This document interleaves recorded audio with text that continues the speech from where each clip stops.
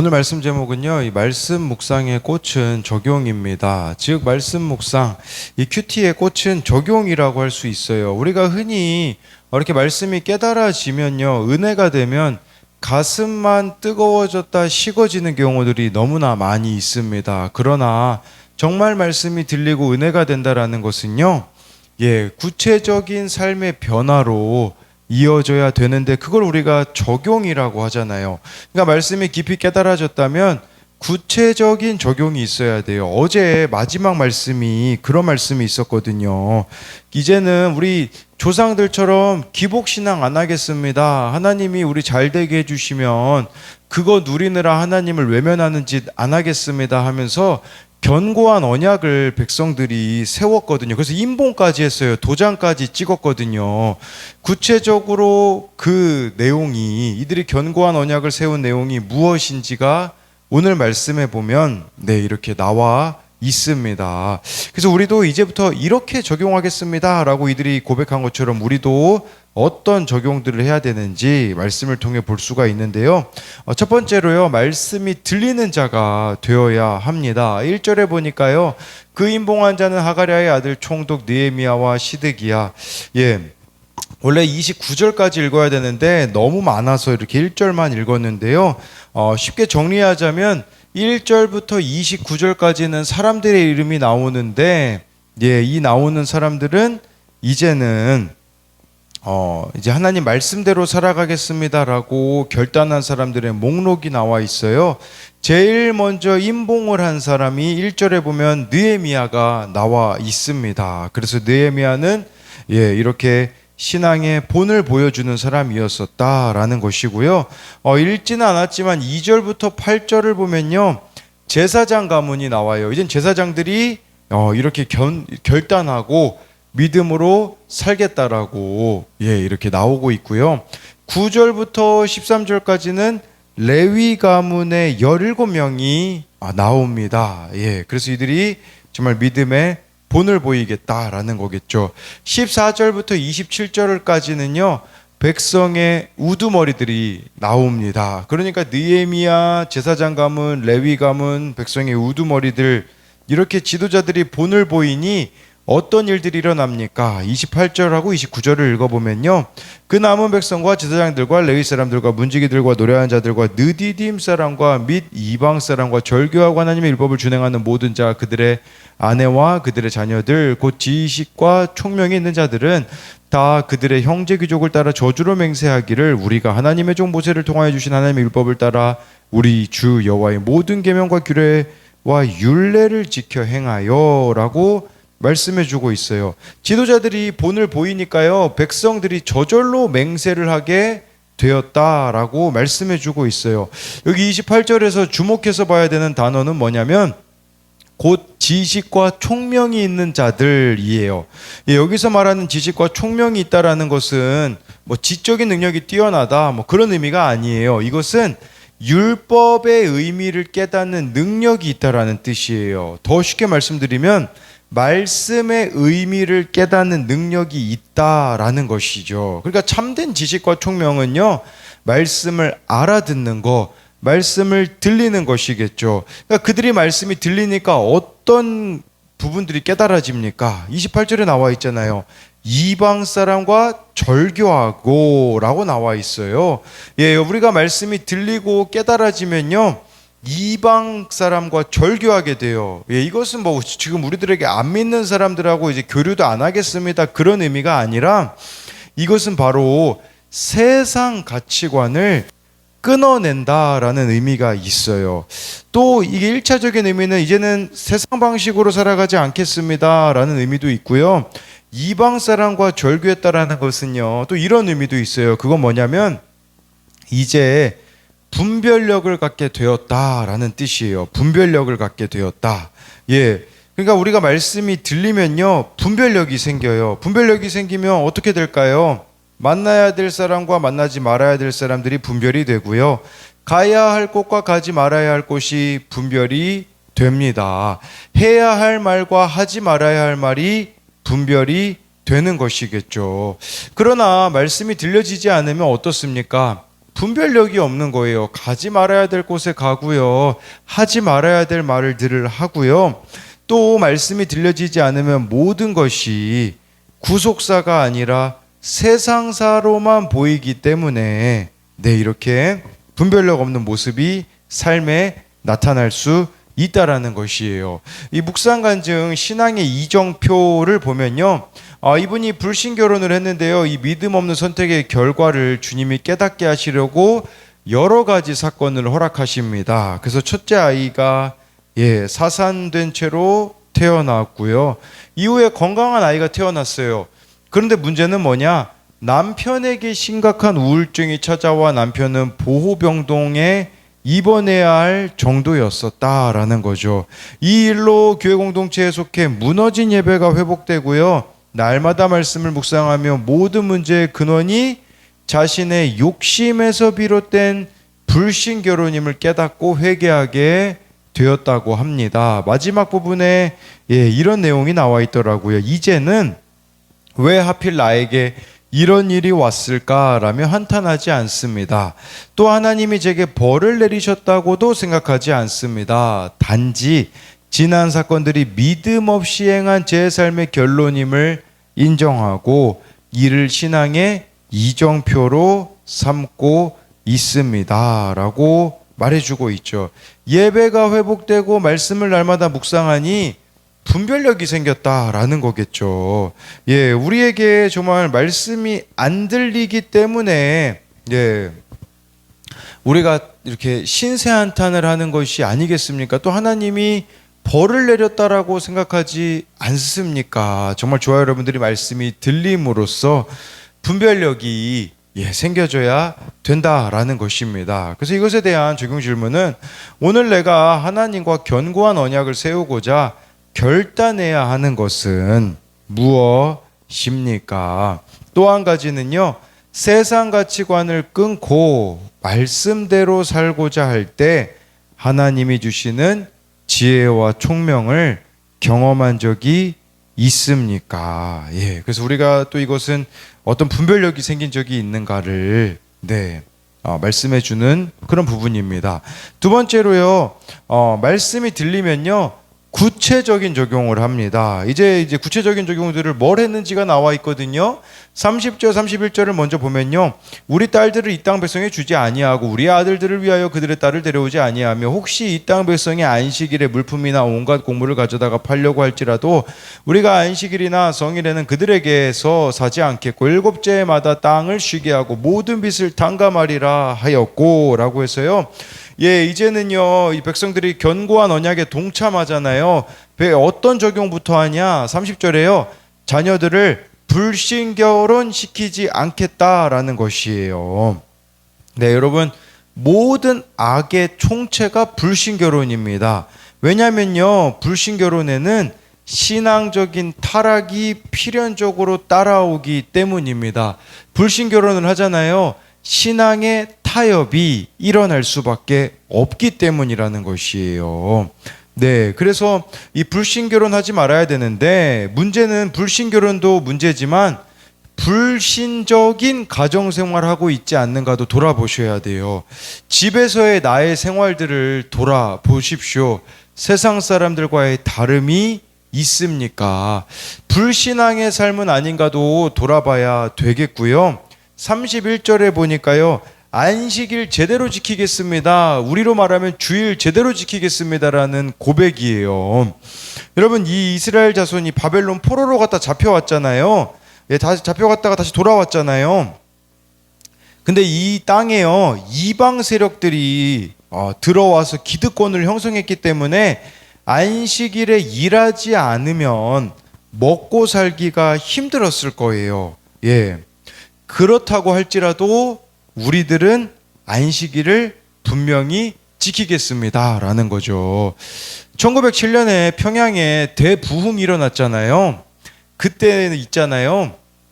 그때 믿는 사람들도 있었을 것이고 그 땅에 안 믿는 사람들도 있었습니다. 그런데요, 안 믿는 사람들도 주일에 일을 안 했대요. 왜 그런 줄 아세요? 그 평양에 있는 예수님을 만난 사람들이요, 주일을 철저하게 지켰기 때문에 거기에 안 믿는 사람들이 주일에 아무리 나와서 장사해도 장사가 안 된다라는 걸 알았기 때문에 주일에 장사를 하지 않았다고 하더라고요. 지금 31절의 결단이 그거예요. 우리가 이 주일을 지키기 위해서 손해본다고 할지라도 우리는 철저하게 지키겠습니다 라는 것을 말씀해주고 있는 거겠죠. 그리고요, 일곱째마다 31절에 땅을 쉬게 하고 모든 빚을 탕감하리라. 안식년을 지키겠습니다. 여러분 이거 지킬 수 있겠습니까? 7년 내요, 일곱째가 되면 아무 일을 안 하는 거예요. 땅을 쉬게 하는 거죠. 그리고요, 빚진 사람들 다 탕감해 주는 거. 이 결단, 저는 이런 의미로 다가오더라고요. 31절의 말씀은 한마디로 욕심을 버리겠습니다, 이런 결단으로 보이는 것이죠. 저와 여러분들이 말씀이 들리잖아요. 욕심을 가지치게 하게 될 거예요. 욕심을 하나씩 버리게 되어질 거라는 거겠죠. 32절에 보니까요, 또 우리가 또 스스로 규례를 정하기를 해마다 각기 세겔의 3분의 1을 수납하여 하나님의 전을 위하여 쓰게 하되, 이것은 뭐냐면 이제는 성전세 내겠습니다 라는 의미예요. 이제는 욕심을 버리고 하나님께 드릴 것만 있는 인생이 되겠습니다 라는 거겠죠. 여러분 여기 하나님의 전이라는 단어가 오늘 말씀에 보면 엄청 많이 나오거든요. 하나님을 위하여 드리는 인생이 되겠다라는 것이 있습니다. 이렇게 하나님께 드리는 것은 물질적인 부분을 드린다라는 의미도 있는데요, 또 한 가지 의미가 있어요. 34절에 보면요, 또 우리 제사장들과 레위 사람들과 백성들이 제비 뽑아 각기 종족대로 해마다 정한 시기에 나무를 우리 하나님의 전에 바쳐 율법에 기록한 대로 우리 하나님 여호와의 제단에 사르게 하였고, 이 당시는요, 그 짐승 제사를 하나님 앞에 드렸기 때문에요, 불이 필요했거든요. 불이 필요하기 때문에 나무가 많이 필요했습니다. 그래서 여호와의 제단에 불이 꺼지면 안 되는 거였는데, 그런데 그럼 이 34절의 의미는 뭐냐면요, 나무의 공급을 끊이지 않게 하겠습니다 라는 의미예요. 그런데 원래 여러분 이 나무 패는 일 누가 했습니까? 기브온 사람이 했었잖아요. 그런데 여기서는요, 이제 우리가 그 일을 같이 하겠습니다 라는 의미거든요. 교회에서도 누가 섬깁니까? 특정한 사람들이 섬길 때가 많아요. 그런데 그래서는 안 된다라는 거죠. 이 섬김이 같이 가야 된다. 그래서 이제는 가문별로 돌아가면서 나무 패는 일 하겠습니다. 여러분, 하나님께 드린다라는 것은 이처럼 허드렛 일을 하는 섬김도 포함이 되어진다라는 것이죠. 그래서 교회에서도 사각지대가 있어요. 이 사각지대라는 말은 무슨 말이냐면요, 손길이 미치지 못하는 부분들이 반드시 있습니다. 섬김이 미치지 못하는 부분들이 반드시 있어요. 그걸 우리가 하겠습니다, 그걸 내가 섬기겠습니다라고 자원하는 거, 이게 바로 또 하나님께 드린다라는 의미겠죠. 35절부터 37절을 보면요, 해마다 우리 토지 소산의 만물과 각종 과목의 첫 열매를 여호와의 전에 드리기로 하였고, 또 우리의 맏아들들과 가축의 처음 난 것과 소와 양의 처음 난 것을 율법에 기록된 대로 우리 하나님의 전에로 가져다가 우리 하나님의 전에서 섬기는 제사장들에게 주고, 또 처음 익은 미레가루와 거제물과 각종 과목의 열매와 새 포도주와 기름을 제사장들에게 가져다가 우리 하나님의 전에 여러 방에 두고, 또 우리 산물의 11조를 레위 사람들에게 주리라 하였나니, 이 레위 사람들은 우리의 모든 성읍에서 산물의 11조를 받는 자임이며 라고 해가지고요, 이제 하나님의 전을 위하여 스스로 11조를 내겠다라고 말씀해주고 있어요. 11조는요, 나의 소유가 하나님께 있다라는 뜻이에요. 예수님이 그런 말씀을 하신 적이 있어요. 돈과 하나님을 겸하여 섬길 수 없다라고 하였습니다. 하나님의 자리를 가장 차지하는 게 뭐겠습니까? 돈이라는 거겠죠. 근데 우리가 물질의 11조를 드린다라는 것은 무슨 의미겠습니까? 이 물질의 주인은, 나의 삶의 주인은 하나님이시다라는 고백이에요. 하나님이 나의 인생의 주인이시다라는 거겠죠. 모든 것이 다 주님의 것이기에 우리가 손을 대서는 안 되는 것이 바로 11조예요. 그럼에도 많은 사람들이 11조를 드리지 못하는 이유는요, 돈이 없어서가 아니라 믿음이 없어서 못 드리는 겁니다. 이 돈을 11조로 내면 무엇이 남는가? 한번 반대로 해보십시오. 11조를 온전히 드려보십시오. 어떻게 하나님께서 우리를 책임지시는지를 믿음으로 봐야 되는 거겠죠. 하나님께 11조와 헌물을 드리는데 인색하면요, 아무리 돈을 많이 벌어도요, 헛되게 쓰게 된다라는 것입니다. 여러분, 하나님이요, 돈이 없으셔가지고 11조를 하라고 하셨을까요? 아닙니다.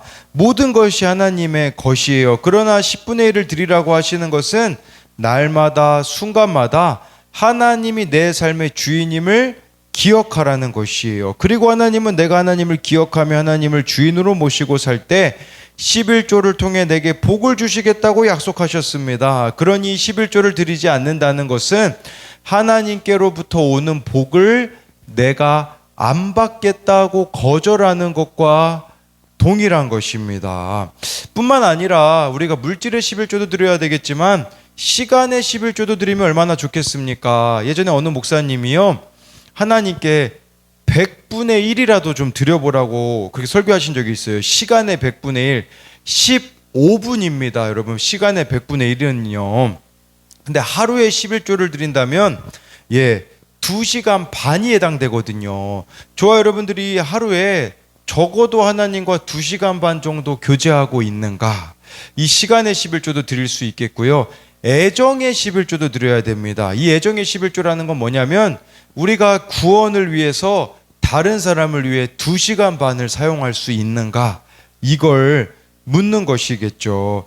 이처럼 저와 여러분들에게 말씀이 들리면 구체적인 삶의 변화, 적용점들이 이렇게 생겨나게 되고 이것들을 매일매일 저와 여러분들이 체질화해 가는 겁니다.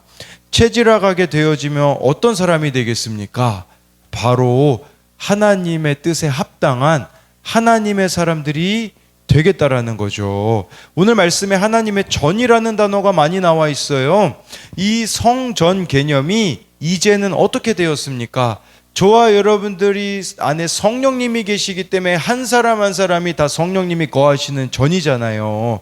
그렇다면 우리들의 삶을 날마다 성령으로 채워가셔야 된다는 의미가 아닐까요? 우리는 걸어다니는 성전이잖아요.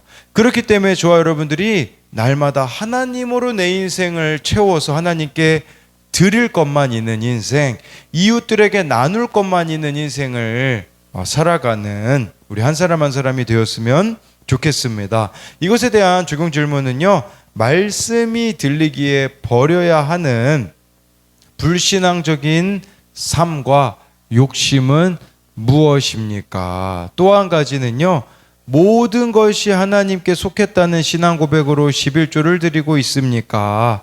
돈뿐만 아니라 시간, 애정, 섬김의 11조도 하나님께 드리고 있습니까? 기도하겠습니다.